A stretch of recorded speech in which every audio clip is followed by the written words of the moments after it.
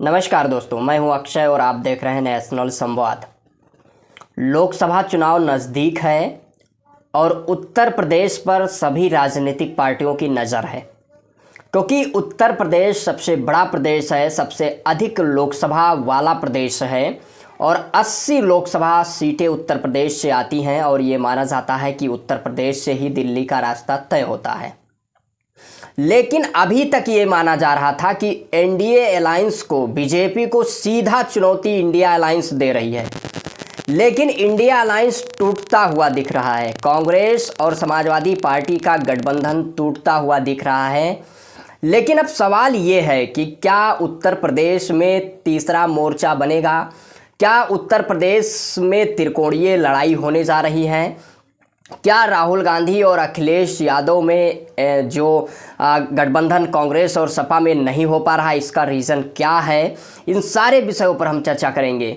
जैसा कि अभी आज राहुल गांधी की भारत जोड़ो न्याय यात्रा लखनऊ में पहुंच रही है, उत्तर प्रदेश के लखनऊ में पहुंच रही है और ये माना जा रहा था कि समाजवादी पार्टी और कांग्रेस पार्टी का अलायंस तय होने पर, गठबंधन होने पर समाजवादी पार्टी के राष्ट्रीय अध्यक्ष अखिलेश यादव भारत जोड़ो न्याय यात्रा में शामिल होंगे। लेकिन उससे पहले सूत्रों के हवाले से ये खबर आ रही है कि कांग्रेस पार्टी और समाजवादी पार्टी का गठबंधन टूट गया है और वो गठबंधन टूटने का रीज़न ये है कि समाजवादी पार्टी 17 लोकसभा सीटें कांग्रेस को देना चाह रही है, लेकिन कांग्रेस 20 लोकसभा सीटें मांग रही है। 3 लोकसभा सीटों पर बात नहीं बन पा रही है। इसको लेकर ये देखा जा रहा है कि कांग्रेस पार्टी और समाजवादी पार्टी का गठबंधन नहीं हो पा रहा है। तो क्या अब एनडीए को चुनौती त्रिकोणीय, उत्तर प्रदेश की लड़ाई क्या त्रिकोणीय होगी? क्योंकि अभी तक ये माना जा रहा था, क्योंकि समाजवादी पार्टी उत्तर प्रदेश में एक मजबूत पार्टी है विपक्ष के तौर पे और ये सीधा बीजेपी से मुकाबला किसी पार्टी का था तो समाजवादी पार्टी का है। लेकिन इंडिया अलायंस टूट गया है, तो क्या अब तीसरा मोर्चा बनेगा या त्रिकोणीय लड़ाई होने जा रही है? क्योंकि समाजवादी पार्टी के राष्ट्रीय महासचिव स्वामी प्रसाद मौर्य, उन्होंने बीते दिनों महासचिव पद से इस्तीफा दिया और अब उन्होंने अपनी पार्टी बनाने की घोषणा कर दी है। और जिस तरीके से उन्होंने ये कहा है कि 22 जनवरी को दिल्ली में वो अपने पार्टी की घोषणा जो उन्होंने किया है उसका ऐलान कर सकते हैं। अपने कार्यकर्ताओं को उन्होंने दिल्ली में बुलाया है 22 जनवरी को। अब सवाल ये उठता है कि क्या समाजवादी पार्टी से अलग होकर स्वामी प्रसाद मौर्य कांग्रेस के साथ जाने वाले हैं? क्या पल्लवी पटेल, बीते दिनों उन्होंने आरोप लगाया था अखिलेश यादव पर कि अखिलेश यादव केवल पीडीए की राजनीति करते हैं लेकिन पीडीए को इम्प्लीमेंट नहीं करते हैं, पिछड़े दलित अल्पसंख्यक को प्रतिनिधित्व नहीं देना चाहते हैं, ये आरोप लगाया था। और ये माना जा रहा है कि पल्लवी पटेल भी कांग्रेस के साथ जा सकती हैं। तो क्या इंडिया अलायंस जो होने जा रहा है उत्तर प्रदेश में, वो क्या बिना समाजवादी पार्टी के होने जा रहा है? क्या मायावती के साथ कांग्रेस जा सकती है? इन सारे मुद्दों पर चर्चा करेंगे हम। जैसा कि ये स्पष्ट हो गया है कि स्वामी प्रसाद मौर्य अलग पार्टी बनाने जा रहे हैं और वो पार्टी बनाने के बाद कांग्रेस के साथ जा सकते हैं। और पल्लवी पटेल भी ये माना जा रहा है कि कांग्रेस के साथ वो जा चुकी हैं, क्योंकि भारत जोड़ो न्याय यात्रा में वो शामिल भी हुई और लगातार वो अखिलेश यादव पर आरोप लगा रही हैं कि पीडीए को वो फॉलो नहीं कर रहे हैं, पीडीए पर केवल वो राजनीति कर रहे हैं।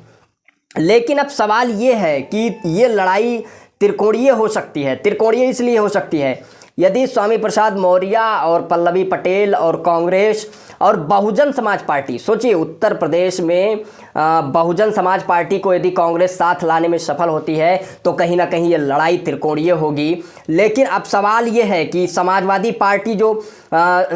पार्टी और कांग्रेस का जो गठबंधन नहीं हो पा रहा है, 3 सीटों को लेकर मामला फंस रहा है, क्योंकि समाजवादी पार्टी 17 लोकसभा सीटें कांग्रेस को दे रही है और कांग्रेस 20 लोकसभा सीटें मांग रही है। इसको लेकर गठबंधन नहीं हो पा रहा है। अभी तक समाजवादी पार्टी ने 2 लिस्ट भी जारी कर दिए हैं। एक 16 नामों का लिस्ट, 16 लोकसभा सीटों पर उन्होंने अपने प्रत्याशी उतार दिए हैं। दूसरा जो जारी किया है समाजवादी पार्टी एक्स हैंडल के माध्यम से सूचना दी गई है, उसमें 11 लोकसभा सीटों पर प्रत्याशी घोषित किए गए हैं। कुल मिलाकर 27 लोकसभा सीटों पर समाजवादी पार्टी अपने प्रत्याशी उतार चुकी है। और सबसे बड़ा सवाल ये है कि लगातार जिस तरीके से समाजवादी पार्टी पर यह आरोप लग रहा है कि वो पीडीए को फॉलो नहीं कर रहे हैं, लेकिन पीडीए वो इम्प्लीमेंट करते हुए दिख रहे हैं। समाजवादी पार्टी पूरी तरीके से पीडीए को इम्प्लीमेंट कर रही है। पिछड़े दलित अल्पसंख्यक के फार्मूले को, पिछड़े दलित आदिवासी को, पिछड़े दलित आधी आबादी, इस फार्मूले को इम्प्लीमेंट कर रही है समाजवादी पार्टी, क्योंकि ये टिकट से समझा जा सकता है। जो अभी तक टिकट घोषित किए गए हैं समाजवादी पार्टी की ओर से, जिसमें 6 कुर्मियों को टिकट दिया गया है, 3 पासी समाज को यानी दलित समाज को टिकट दिया गया है, 3 यादव समाज को टिकट दिया गया है और 3 मौर्य समाज को टिकट दिया गया है। 2 मुस्लिम समाज के प्रत्याशी उतारे गए हैं, 4 सवर्ण प्रत्याशी हैं, 2 कश्यप हैं, 1 जाटो है, 1 जाट है और 1 पाल समाज से समाजवादी पार्टी ने प्रत्याशी बनाया है। इससे स्पष्ट हो जाता है कि समाजवादी पार्टी पूरी तरीके से पीडीए नारे को इम्प्लीमेंट कर रही है, क्योंकि प्रत्याशियों की लिस्ट के अनुसार लगातार जिस तरीके से वो सभी जो पिछड़ा दलित अल्पसंख्यक समाज है उसको लगातार प्रतिनिधित्व देने की कोशिश कर रहे हैं और ये मैसेज देना चाहते हैं कि पीडीए ही एनडीए को हराएगा। तो कहीं ना कहीं उत्तर प्रदेश में देखना अब ये है कि क्या मामला त्रिकोणीय हो रहा है, लड़ाई त्रिकोणीय हो रही है, क्योंकि इंडिया अलायंस में यदि समाजवादी पार्टी नहीं रहती है तो कहीं ना कहीं इंडिया अलायंस को एक बड़ा झटका मिला है। और बड़ा झटका इसलिए क्योंकि समाजवादी पार्टी उत्तर प्रदेश में एक मजबूत पार्टी विपक्ष के तौर पे है और इंडिया अलायंस में शामिल नहीं होती है, तो कहीं ना कहीं इंडिया अलायंस का नुकसान होता हुआ दिख रहा है।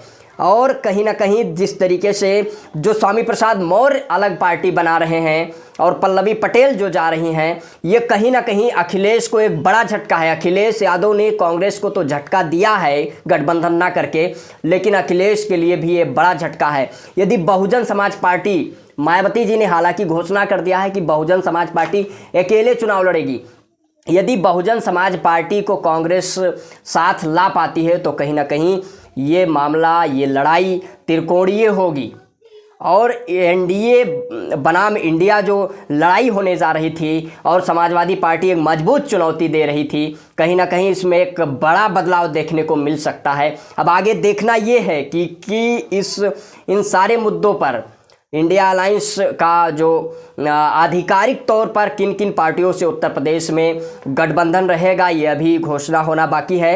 हालांकि इंडिया अलायंस जो है, अभी बीते दिनों ममता बनर्जी ने यह स्पष्ट किया पश्चिम बंगाल से कि इंडिया अलायंस के साथ वो चुनाव नहीं लड़ेंगी, स्वतंत्र चुनाव लड़ेंगी।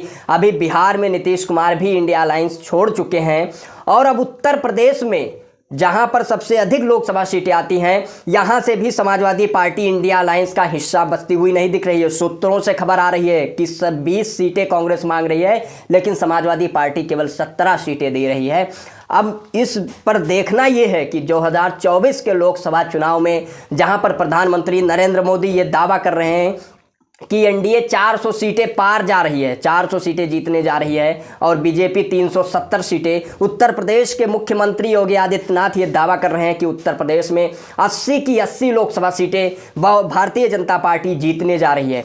अब देखना यह है कि जो ये लड़ाई होने जा रही है किसकी तरफ बहुमत जाता है। इस विषय पर आप सभी लोगों की क्या प्रतिक्रिया है, आप अपनी प्रतिक्रिया कमेंट बॉक्स के माध्यम से अवश्य दें। यदि वीडियो को यूट्यूब चैनल पर देख रहे हैं तो चैनल को सब्सक्राइब करें, वीडियो को फेसबुक पेज पर देख रहे हैं तो पेज को फॉलो करें। तब तक के लिए जय हिंद, जय भारत।